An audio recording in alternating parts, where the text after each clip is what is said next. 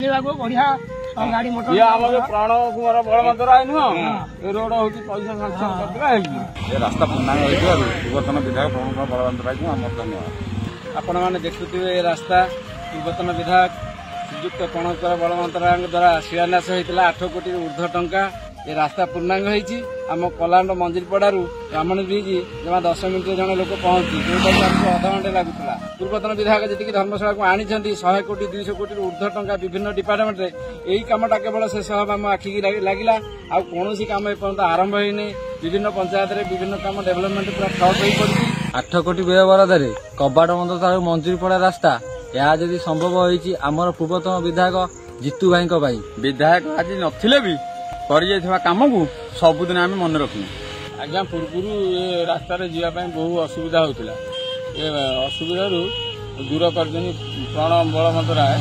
आम धन्यवाद।